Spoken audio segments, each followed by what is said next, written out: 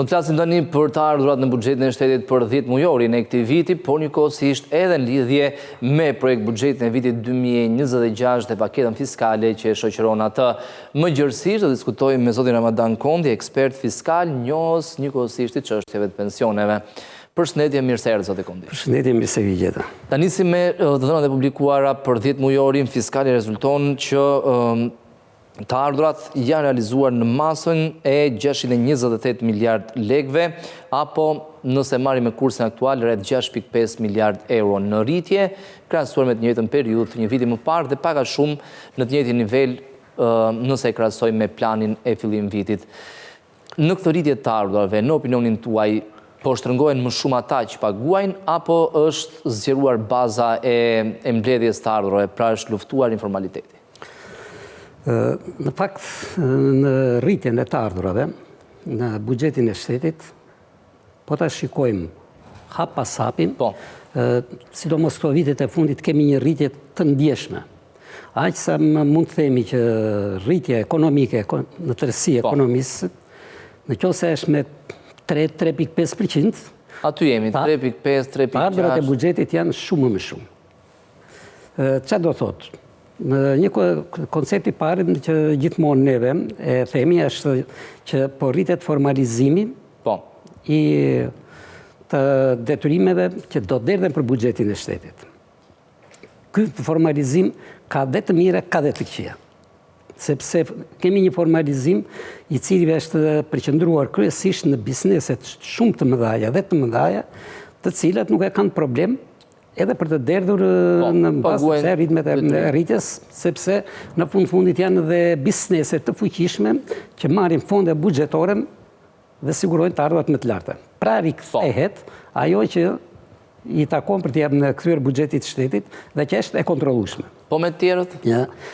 Për sa mbi i përket me të tjerët, bizneset e vogla nuk kanë ndonjë peshë kush e di se çfarë sot. Biles biznesi vogël s'kan peshë në buxhet, por si numër janë jashtëzakonisht shumë. Ndërsa në buxhet biznesi vogël thuaj se është efekti zero. Se është i përjashtuar nga gjitha detyrimet fiskale, tatimore dhe të taksave. Ndërsa për sa i përket vetëm kontributeve të sigurimeve shoqërore që është zëri më i fuqishëm që ne ndikon edhe biznesi vogël. Dhe nga totali, me qënë se përmendët, zoti Kondi, nga totali i 628 miliard lekëve, 214 miliard janë pikërisht të ardhurat tatimore. Pak më pak se gjysma. Po. Pesha kryesore. Po. Kështu që dhe po të shikojmë këto, duhet konsideruar si tregus të gjitha tregus pozitiv, se po të shikojmë të thuaj se të gjithë tregusit ka një rritje. Dikush më të madhe, dikush më të vogël. Gjithë puna është e cilësia e këtyre. Por, unë do të thosh edhe një gjë. Dhe këtu jap një meritë jo të vogël, edhe mediave serioze të cilat punojnë në këtë drejtim, si qini dhe ju, që problemet fiskale, problemet financiare, dhe në mënyrë veçantë, problemet sociale ku futen edhe pensionet që unë merrem gjithmonë me këtë pikën. I keni për zemër. Sepse është stresa me buajtur në mendin tim. Në këto kushte, unë do të thosha që të gjitha marrin, kanë bërë media këtë vit dhe vitin që shkoi, ka bërë një punë jashtëzakonisht të madhe.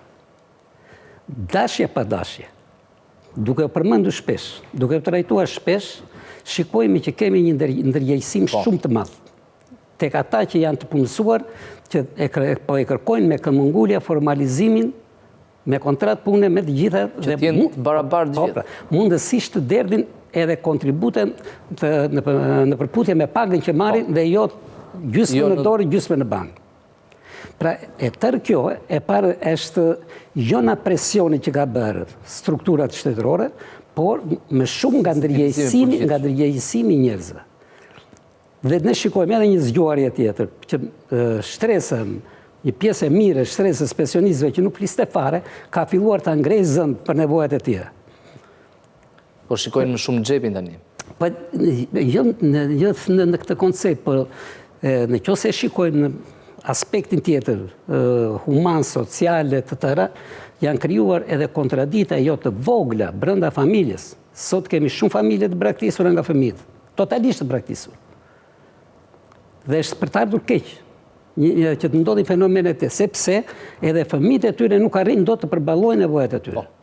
Atëherë ngelen edhe ata nuk mund t'u hedhim dot fajin. Nuk mund t'u bëjmë thirrje që ore ndihmonim këta. Gjithsesi remitancat janë nivele rekord, që do të thotë sërish vëmendja e emigrantëve tek familjarët. Sa i përket remitancave, unë kam një rezervë në vetvete. Sepse ne remitancët i kemi të gjitha hyrjet që bëhen nga jashtë. Po. Tashin, dëse janë për ndihmë apo janë kontribute të vetvetes, se vjen remitancë nga jashtë, po vjen depozit për vetvete. Pra, nuk vjen për të ndihmuar sesa sociale. Nuk do ta shikojmë kështu tash. Është konsideruar shpesh zoti Kondi si një plotësues i pensionit remitancave. Është më së drejtë. Bilesu do të them pa ndruajtje, pa frikë, që ne në 15-20 vjet të para të demokracisë, ne na mbanin gjallë më shumë remitancat.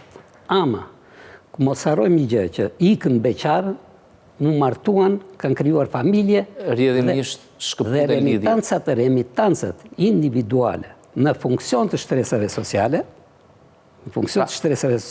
janë ulur në një mënyrë shumë të ndjeshme. Ka devijuar edhe ideja apo logjika e remitancave. Kanë tjetër qëllim tani. Po pra, tash ne na vinë dhe rriten depozitat. Po të shikojmë, depozitat në euro kanë gjithmonë një tendencë rritje. Gjithmonë. Tashi, këtë remitancën e ka dërguar për të asiguruar për veten e vetë këtu, jo për të ndihmuar familjarët. Shtresat në nevojë. Pra, ka ndryshuar kjo aspekt. Ka ndryshuar struktura në tërësi e remitancave. Ka ndryshuar shumë. Ndërkohë, zoti Kondi, shpenzimet për fat mirë rezultojnë shumë lartë krahasuar me vitet e kaluara, sepse në 2024, në 2023 edhe më herët, madje edhe një dekadë më pas nëse kthehemi, deri në shtator, tetor, realizimi i shpenzimeve ishte gjithmonë i ulët. 40, 45, në rastet më të mira 65%. Ndërkohë, kemi nivele më të larta, janë shpenzimet e përgjithshme publike, kanë arritur në rreth 578 miliard lekë.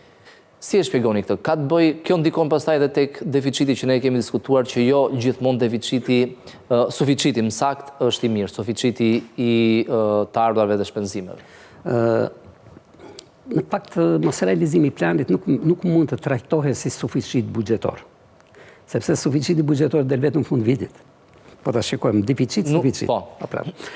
Këto janë mos realizimet planit. Është mos realizim plani, jo suficit. Nuk është se llogaritet e suficit. Se nuk janë realizuar në kohë kontratat. Po ato mund të realizohen edhe në 10 orë. Derisa tash kemi një shpërndarje më të mirë të punëve, edhe në të njëjtën kohë, duke me i parë në tërësinë e procedurave, derën e kontributeve, të gjitha që po rregullohen, detyrimisht edhe për subjektet të cilët marrin fonde buxhetore, që në fundit pjesa me madhe fondeve buxhetore është për sa i përket pagave që janë merit me një ritëm të pandryshueshëm, dhe pastaj vinë zëri investimeve. Se pensionet e këto sociale janë si pagat një lloj, pastaj kemi zërin e investimeve. Në këto tashin dhe vetë subjektet dhe për nevojat e tyre financiare për të siguruar shpejt, atëherë rriten ritmet e punimeve, përshpejtojnë ritmet e punimeve, dhe në këto kushte përshpejtohet edhe bërja e shpenzimit për punimet që bëhen. Dhe në këtë moment fillon dhe rregullohet dhe krijohet një stabilitet dhe një rrjedhje parash si në hyrjeve në daljet e buxhetit të shtetit, në depozitin e qeverisë, në kushte normale. Që i bën mirë edhe ekonomisë qarkullimi në... Gjithmonë. Në kohë. Dhe qarkulli dhe shpenzimi në kohë i bën shumë mirë, sepse në një moment caktuar, në qoftë se do të bëhen shpenzime shumë dhe të pa kontrolluara, dhe buxheti i shtetit dhe depozita e qeverisë ngelet viret në siklet dhe detyrohet pastaj që të marrë ndoshta edhe për nevojat e saj mjete monetare, në formë e bonave të sarit, apo në formë e kredive ndryshme për të përballuar këtë jashtë të planifikimit apo dëshirës. Pra, ndërsa ruajtja e ritmeve dhe një proporcionalitet i rregullt është gjithmonë i mirë edhe për ata që drejtojnë finansat. Sigurisht. Është më komod. Zoti Kondi, kontributet janë rritur gjithashtu, kanë arritur për 10 mujorin 144.3 miliard lek. Po zbardhet, ajo që thamë pak më parë, po zbardhet punësimi, pra po zgjerohet baza e atyre që deklarojnë jo vetëm pagën e saktë, por njëkohësisht nuk pranojnë më që të ketë një ndarje mes pagës në bankë dhe asaj në dorë. Pikrisht janë këto faktorë. Por ai faktori kryesor që unë po shikoj vetë, nga që jam i predispozuar për problemet e pensioneve, për këtë shtresë sociale, po shikoj vetë që kanë filluar mbylles deri dhe përplasje midis individit, punëdhënësit dhe punëmarrësit në mitë. Ku gjithmonë punëmarrësi kërkon me çdo kusht nga punëdhënësi që t'i bëj siguracionet.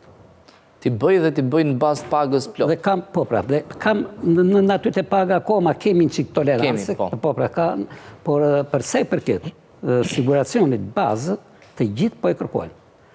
Se kemi ca fusha që ne kemi dhe një qikë fusha të vështira, si që fusha e ndërtimit, nafta, geologjia, minierat këto, që kanë punë të vështira dhe aksidentet në punë janë rritur goxha. Kemi rritjet aksidenteve në punë.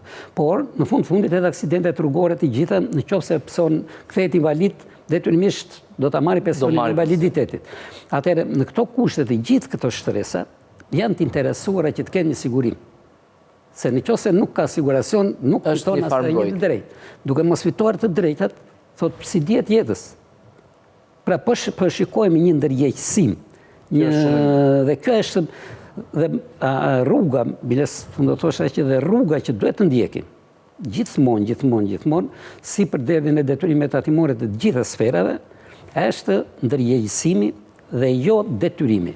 Unë kam qenë dhe jam kundra gjobave të rënda, pra gjoba do të jetë në proporcionalitet me dëmin që kthehet, ndërsa jam gjithmonë me ndërgjegjësimin.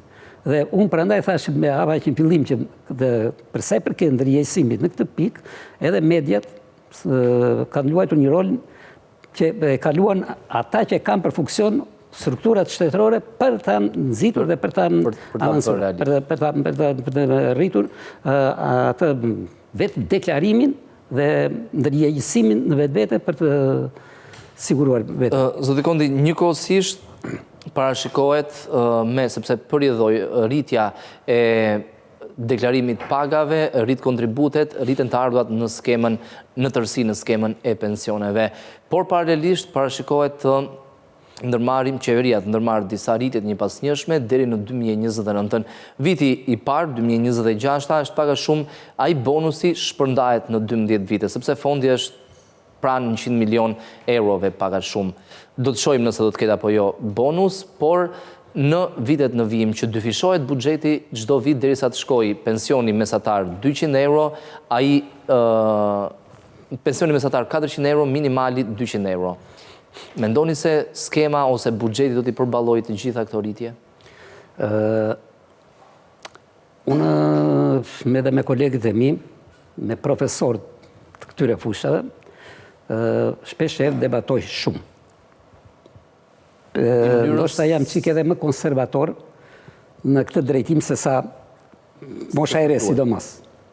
Jo se sa duhet, se për të bëhet shumë, ndoshta duhet dhe më shumë, po se mosha e re. Duhet kemi parasysh një gjë që ne kemi cilësuar gjithmonë. Skema solidare është pjesë e rishpërndarjes të buxhetit. Dhe në pjesën solidare, veç individeve që derdhin kontribute në skem, solidar duhet jetë dhe vetë shteti. Pra edhe shteti t'jap kontributin e vetë. Okej. Sepse të gjithë thonë ata thonë që skema e pensioneve është drejt falimentimit, drejt regresit, drejt shumë. Skema e pensioneve nuk falimentoi nga viti 90 që gropa ka qenë shumë e madhe. që nuk po dertë askush. Bides edhe vetë strukturat shtetërore nuk po dertë në kontributet sigurime shoqërore, jo më privatët edhe gjitha. Ne patëm periudën jo të vogël, 97, 98, deri në 99. Ishte në zero, thuajse. Do më thënë, kemi pasur edhe herë një 4 vjeçar me gjithmonë shumë të vështirë. Por, asnjëherë, asnjë ditë nuk u penguan pensionet. Janë shpërndarë gjithmonë. Atëherë, unë do të thoshe që ato qeveri kanë pasur predispozicionin tamam ashtu siç është e përcaktuar. Sepse në skemën solidare edhe shtetit do të subvencionoj në solidaritet plot. Do të shumë beta thonë, po ku gjen ky shteti pa mirë? Do të pranojmë një fakt. Edhe shteti vetë e di më shumë mirë të punë, që pensionisti kur del në pension nuk duhet paguaj as edhe një lloj tatimi dhe takse. Pensionisti jon paguan sa të duash. Arsyeja pse? Derisa pensionisti nuk ka kartën e pensionit, që kur të verë, kudo që të verë, të gjitha madhrat i marrë minus të vëshën, ai paguan 20% për tëra gjërat që për çdo produkt 20%. Po pra. Do shkojmë në shtëpi me qira, do të paguaj tatimi me qira. Thonë që paguan ai që jep, por në fakt ai që jep, po i rritet tatimin ai rrit qiran. E rrit qiran. Prap, normal. Ka një diçka, sepse duhet pranojmë të gjitha detyrimet fiskale. Të gjitha detyrimet fiskale, kur vjen fundi, i paguan vetëm konsumatori fundit. Prap, ai fundori i paguan. Aty transmetohen gjitha kostot. Nuk duhet i marrim shumë fitim bisne me ati subjektit, sepse me fitimi subjektit. Nga e ka siguruar fitimin. Konsumatori fundit e paguan. I rriti çmimin, rriti fitimin. Sigurisht. Pra nuk e prodhoi ai me punën e vet. Është e thjeshtë kjo, zoti Konti, me qenë se e përmendet, është e thjeshtë të bëhet karta e pensionistit dhe përjedhoi kudo që ai, sidomos tek shporta e ushqimeve, që është shumë e lartë se sa inflacioni, të ketë uljen të vëshoja minimumi 20%. Është e thjeshtë për të bërë? Nuk është shumë e thjeshtë. Nuk është shumë e thjeshtë dhe për një arsye shumë të madhe. Ne nuk kemi ekonomi të formalizuar në radhë parë. Ne në pjesën më të madhe të shportës janë kryesisht produktet bujqësore dhe blegtorale. Ushqimet bazë.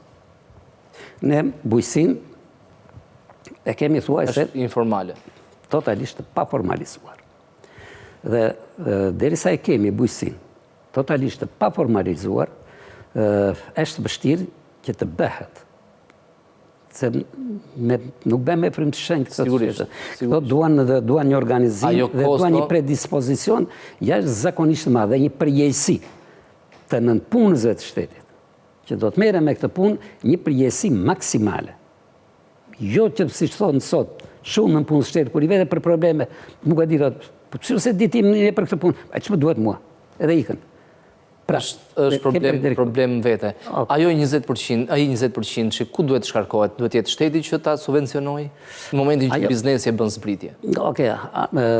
Ka shumë vende që e kanë të organizuar, që të gjitha faturat që ti furnizohesh, çdo familje ka financierën e vet. Unë kam thënë që familja nuk është me 3 veta, është me 6, se duhet të ketë financierin, avokatin edhe mjekun. Pra janë edhe 3 elementë shtesë që i ka familja. Kështu që ata kanë financierin e vetë të gjithë, mbledhin dokumentet, ja u japin dhe ata u llogarisin dhe i çojnë në tek autoritetet, te tatimet. Çojnë te tatimet dhe i vëdhen numrin e llogarisë e ti rimbursojnë tatimet. Pra nuk edhe kjo është çështje kulture kam përshtypjen. Edhe kjo është çështje kulture. Kjo ka një avantazh shumë më të madh nga të tjerat, sepse detyron subjektin që t'i lëshojë gjithmonë faturën e të në një farë mënyrë bëhen agent në terren tatimor. Bëhet ai agent në terren në ndihmë të organeve tatimore. Dhe sot me stadin e zhvillimit që kemi arritur, teknik, teknologji, tëra këto, ne në fakt do të kishim ecur shumë më shumë në përmirësimin e proceseve. Se të them të drejtën, kur pash që numri punonjësve në sigurimet shoqërore është më i madh se sa para 10 vjetësh, dhe për tendencë rritje, kur janë harxuar miliona euro për të rritur teknikën, teknologjinë e informacionit, dhe kur të tërej i ke gati në sistem, Atëherë, unë nuk e di çfarë bëjnë këta punonjës. Atëherë këta marrin një pjesë të kontributeve, se ata përballojnë nga skema e kontributeve. Sigurisht. Kështu që Ndërkohë, edhe disa pyetje zoti Kondi në lidhje me dokumentin më të rëndësishëm të vitit 2026 është duke u diskutuar në komisione, nen për nen u miratuan parim në kuvend javën e kaluar. Shpenzimet, nëse sërish i kthejmë në euro, shkojmë pak a shumë në rreth 9 miliard euro. Është një buxhet gjithmonë në kuadër shpenzimeve i cili përgjigjet nevojave të ekonomisë sonë. Sërish, jemi e thamë edhe më herët, është disi një buxhet që shikon më shumë të aspektet sociale, pagat, pensionet? Të me analizojmë problemet e buxhetit, është një qikë vështirë dhe do në qikohë. Po, që diskutojmë që është në rritje, kjo në lajmë se duhet jetë në rritje. Unë, me qëfar kam parë, sepse përbet për buxheti vitit planifikus që është 2026, ka dhe 2027 dhe 2028, që do të esi dinamika të gjitha. Me që kam parë, nuk kemi një buxhet që të rrisi cilësin. Kemi një buxhet të bollshëm, por jo cilësor. Të rritet cilësia do thot menaxhohet mirë? Po, në konceptin e përgjithshëm. Ajo që kërkohet sot më shumë, në kuadrin e zhvillimeve tërësore, është baza do të jetë arsimi, arsimimi. Ne në arsim po esim në regres. Përshëndetësin kemi një rritje? Dhe na duhet shumë që ta rikthejmë tash arsimin.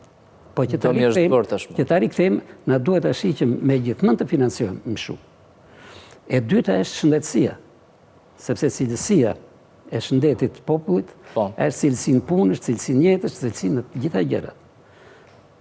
Por ajo që është pasandaj konsumi për frymë, se sa më shumë të rritet normat e konsumit për frymë, aq më i shëndetshëm do të jetë populli, aq më pak do vjen në spital, aq më pak do harxojmë për sëmundjet dhe do të kemi dhe njerëzit të shëndetshëm.